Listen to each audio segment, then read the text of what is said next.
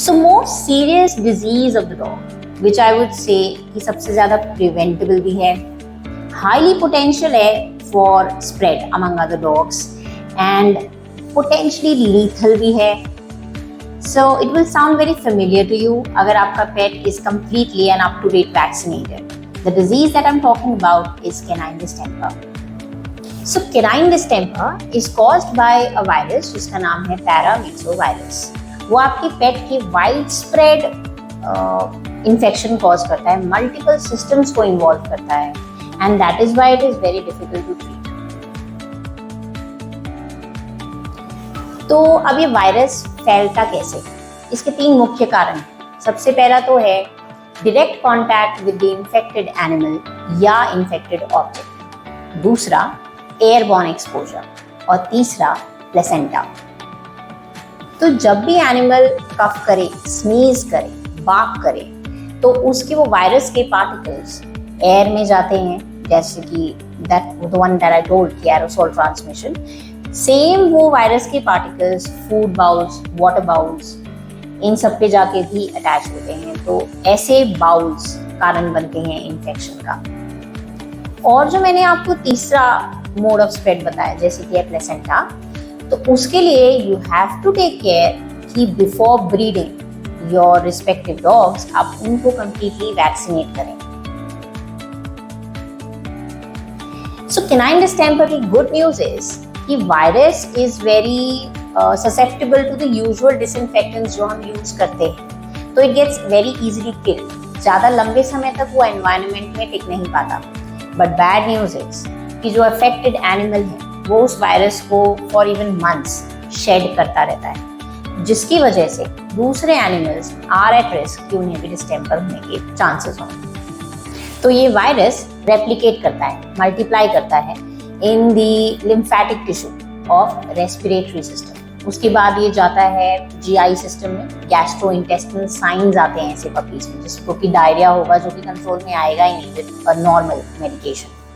और फिर it can even go to urogenital system आपके पेट्स के. एंड लास्टली जो सिस्टम अफेक्ट करता है वो है CNS, brain related issues. And from brain it can even go to the optic nerves, जो कि आपके पेट्स की आईज को भी अफेक्ट करेगा.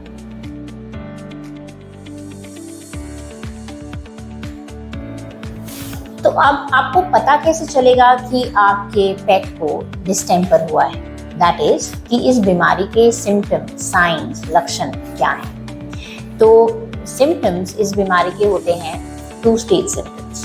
जो पहला स्टेज सिम्टम है उसमें होता है कि वाटरी या पस डिस्चार्ज आपके पेट की आई से आप नोटिस करेंगे. हल्का फीवर भी देखेंगे, स्पेशली फीवर जो कि आता है after 3 to 6 days after the infection of the virus. Then reduced appetite, आपका पेट खाना कम खाएगा.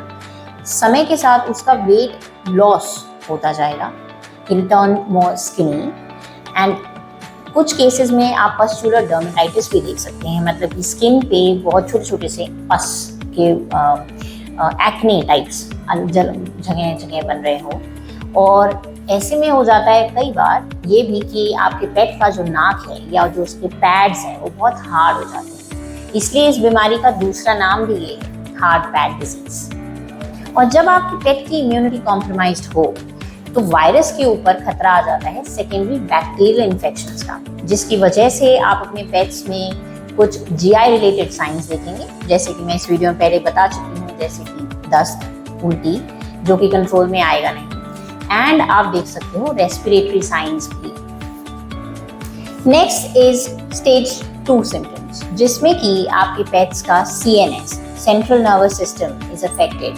तो उससे रिलेटेड जितने भी साइंस हैं, जैसे कि सर्कलिंग, हेड टिल्ट, पैरालिसिस जो कि पार्शियल भी हो सकता है, फुल भी, muscular tremors, conversion, muscular twitching, and in the last scenario even death of your pet. So canine distemper is potentially fatal, बहुत डेंजरस तो है ही.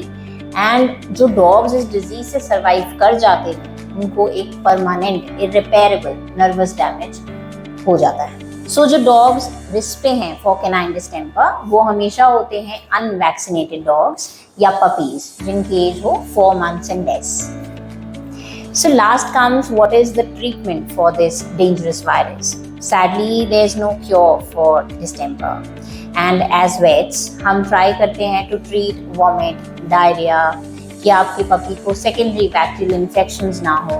CNS के जो signs आते हैं उनको treat करते हैं.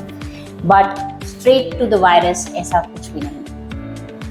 So as a vet, I recommend कि अगर आपके पेट को ऐसी कोई बीमारी हुई है या आप सस्पेक्ट कर रहे हैं कि जहाँ पे भी आपको लग रहा है कि आपने सस्पेक्टेड डॉग देखा है, तो distance is the key to prevention. तो ऐसे किसी भी पेट से उसके स्प्रेड से बचने के लिए उससे आपको दूरी बना के रखनी होगी. एंड आपके पेट का सर्वाइवल रेट या लेंथ ऑफ द इन्फेक्शन वो आपके पेट की इम्यूनिटी पे डिपेंड करता है. तो साइंस आप रिजॉल्व होते हुए देख सकते हैं even in with in 10 days या for weeks and even months. And lastly आता है prevention from this disease. And from the start of my very video मैं यही बोल रही हूँ कि प्रिवेंशन ही इस बीमारी का क्योर है. यस, तो फॉर प्रिवेंशन आपको करना क्या है कि आप अपने पेट्स को रेगुलरली वैक्सीनेट कराएं. कभी भी गैप्स ना आने दें एनुअल वैक्सीनेशंस में या इवन बूस्टर्स में. पप्स में भी इस वायरस के रेगुलर बूस्टर्स लगते हैं. तो आपके जो भी कंसर्निंग वेट्स हैं आप उनसे टच में रहें. जब भी उसके बूस्टर का टाइम आए उसको आप टाइमली वो वैक्सीन ज़रूर दिलवाएं. एंड लास्टली सो कॉल जो हम बात करते हैं सोशलाइजेशन की, जिसमें हम पप्स को लेके जाते हैं टू डॉग ट्रेनिंग सेंटर्स या बोर्डिंग या केनल जोन्स या डॉग पार्क्स. वहाँ से इज़ अ रिस्क ये वायरस उठ के आ सके. तो ऑलवेज ट्राई कि आप ऐसी किसी भी जगह पे आपने अपने पेट को लेकर जा रहे हो तो एक तो आपका पेट भी वैक्सीनेटेड हो. And always try and ask the fellow over there जहाँ पे भी वो पपीज़ अलाउड हैं या डॉग्स अलाउड हैं वो भी वैक्सीनेटेड हैं या नहीं. So as I'm saying right from my video, prevention is the only key to avoid canine distemper. So thank you guys for subscribing us, and again I hope ये video आपके फिर से कुछ काम आई होगी, कुछ इन्फॉर्मेशन आपको ज़रूर मिली होगी. So keep following us and do comment your question जो भी आपको कुछ पूछना हो, and I will try to answer to best of my capability. Bye.